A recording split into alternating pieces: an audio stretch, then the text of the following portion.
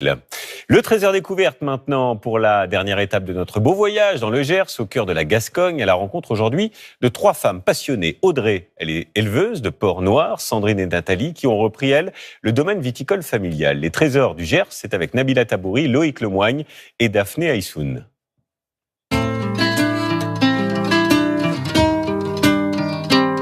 La campagne gersoise, terre de culture, pays de l'Armagnac.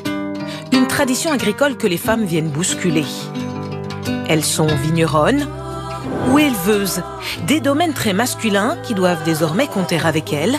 Elles représentent un tiers des agriculteurs. Allez, venez un peu là, allez hop! Ces porcs noirs, Audrey Bouruste les connaît parfaitement. Sur les coteaux gersois, elle élève cette race rustique depuis 9 ans maintenant.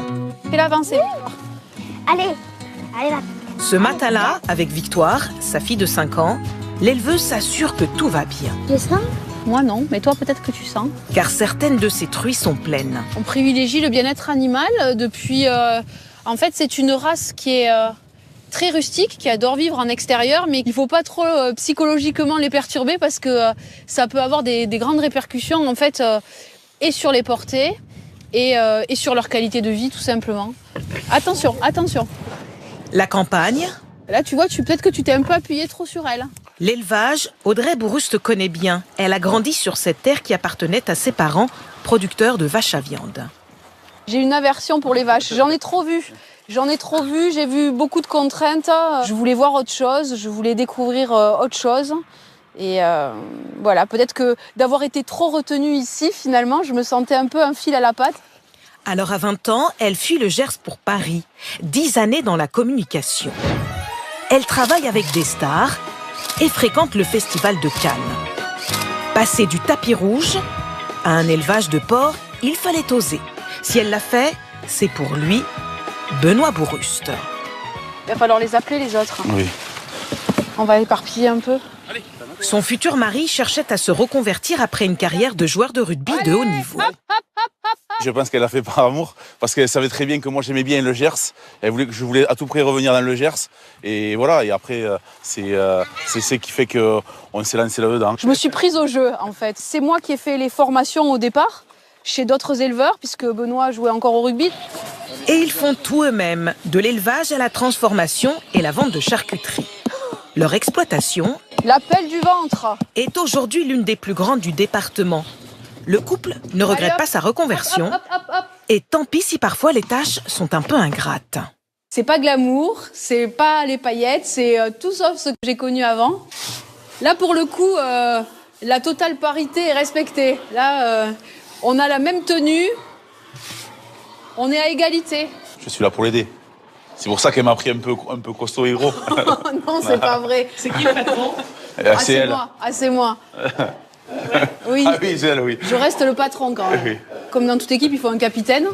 Et je pense que je suis le capitaine. Oui. Femme de tête, Audrey Bouruste n'est pas la seule dans le Gers. À quelques kilomètres au-delà, les vignes s'étendent sur 40 hectares. Aux commandes de ce domaine, 2 capitaines, les sœurs Menegazzo. Tu vois, il y en a même un qui part d'ici. Regarde. Filles de viticulteurs, les 2 femmes ont passé leur enfance ici, au milieu des vignes. Nathalie, l'aînée, était joueuse de basket professionnelle. Elle est venue épauler Sandrine lorsque leur père est parti à la retraite. Il fallait qu'on le reprenne toutes les 2. Après, c'est notre ADN qui est là-dedans. Hein. Donc c'est vrai que pour nous, il était hors de question qu'après notre papa, on ne soit pas là. En 17 ans, les 2 sœurs ont doublé la surface des vignes et augmenté la production de vin. Nathalie gère plutôt les ventes, lorsque Sandrine, œnologue de formation, s'occupe des assemblages. Mais l'aînée est toujours là pour donner son avis. C'est pas du tout le même nez que tout à l'heure. C'est plus sur le fruit et la rondeur. Ouais. Une complicité qui leur a permis de surmonter certains préjugés. Il y a eu des choses qu'on a entendues, des choses pas très agréables. Que notre place était peut-être mieux dans la cuisine. Mais bon, ça donne une force supplémentaire pour rebondir. Ah, salut les filles. Allez, viens goûter. Même retraité, Jean-Pierre Menegazzo, leur père, n'est jamais bien loin. C'est très long en bouche.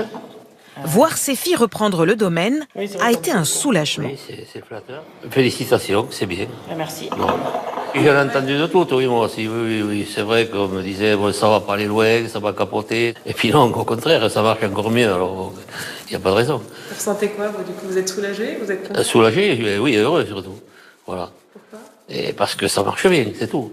Et puis quand ils ont besoin, je suis là pour la dégustation, c'est très important. La transmission d'un père, la détermination de 2 sœurs permettent au domaine de perdurer. Dans ce département, le Gers, qui sourit aux audacieuses.